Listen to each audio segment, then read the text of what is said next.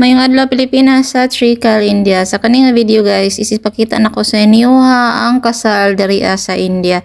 So usually guys, ang kasal nila diriya is fixed marriage. Ato pa ang both sides sa parents ang mag-decide kung kinsa ang ilahang mabana or maasawa. So diriya guys, ang side sa lalaki is naga-search sila og pangasaunon sa ilahang mga anak. Unya ang style nila is mura siya og biodata or naka-profiling ang babae, unsa ang iyang record, unsa iyang profession, unsa ang ilang mga katigayunan, or kung dili is gina-recommend sa ilahang friends or relatives ang babae nga kato siya maayo to siya.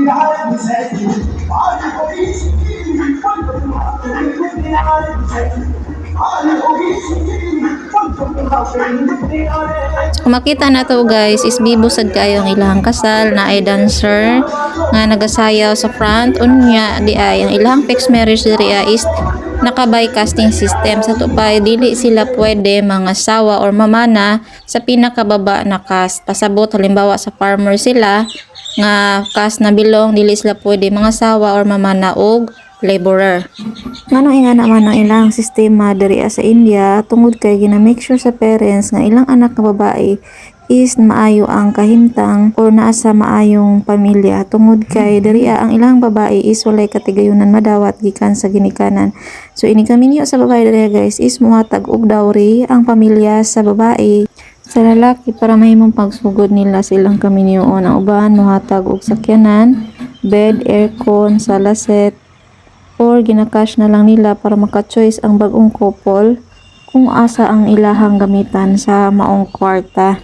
Arang-arang na ang ilang fixed marriage karon guys, kay makita na nila ang ilahang mahimong partner before ang kasal. So pwede nang ihatag ang contact number or account para magka-chat-chat or magka-istorya sila before ang ilahang wedding. So unang panahon guys is kasagaran daw makita ang imong mahimong asawa is humana ang kasal, tapos during kasal pa jud guys is tabunan ang naong sa asawa. Napa jud daw tendency nga moabot og 1 week or 2 weeks before makita ang naong sa asawa tungod kay human sa kasal daghan pang bisita nga moabot, so walay chance makita sa iyang bana ang naong sa iyang asawa kay nakatabon pa daw gihapon.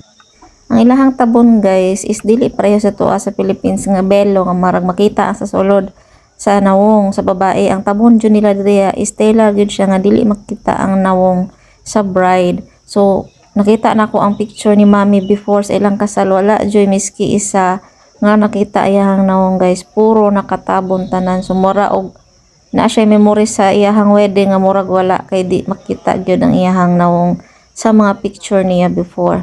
Kaning wedding guys is cousin sa akong partner ang babae ani.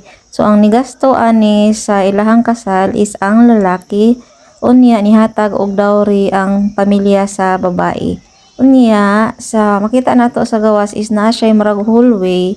So panay lang hallway guys is tanggal-tanggal na siya, ginataod lang na nila kung naay mga event.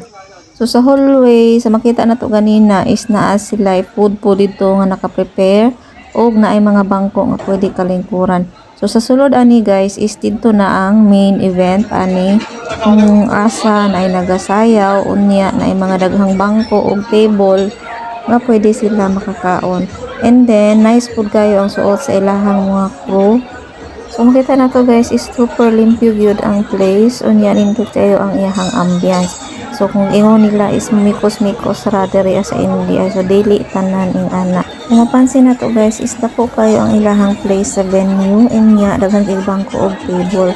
Kay diri sa India guys is close kaayo sila miski lagyo kaayo nila nga mga paryente. Unya pati ilahang mga silingan same village is mura ra po na nila og igsuon or ilahang mga kaliwat. So ing anak kadagahan ang ilahang i-cater, so dapat dako gyud ang ilahang place sa wedding venue. So kung mapansin nato guys, aside sa dancer naapod sila yung mga singer dinhi sa ilahang venue. So ing anak kabibo unya naghagahire pod sila og photographer o videographers. Kung mapansin nato ganina is natoy drone nga nagalupad-lupad para makuha gyud ang tibuok venue or moments sa wedding. So minaw na to ang ilahang kanta guys.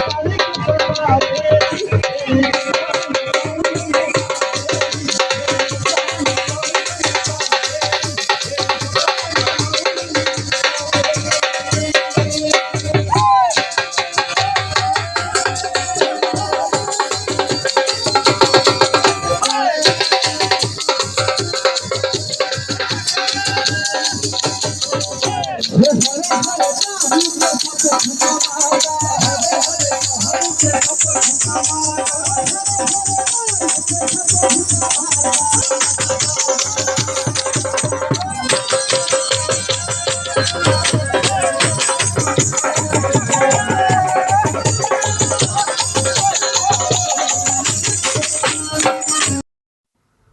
mao ni ang bride o groom, kung mapansin nato guys, is daghan kayo sila accessories nga ginasuot. Unya ang ilahang ginasuot ng accessories guys is real gold yun na siya.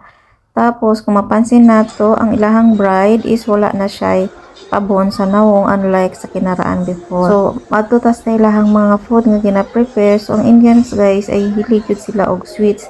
Kung hilig ta og sweets, ang ilahang sweets diri guys is grabe good katamis na kapila-kapiloon ang tamis compare sa ato ang mga food. Kunya nice po kay ilang decoration sa ilahang catering. So, mostly po silahang food riya guys is vegetarian gid siya kay ang Sikh religion vegetarian man. So kasagaran ang mga bisita puro ra pod mga vegetarian, pero lami po pagkaluto ang ilahang gulay kay daghan ang spices nga napaginabutan. Thank you for watching.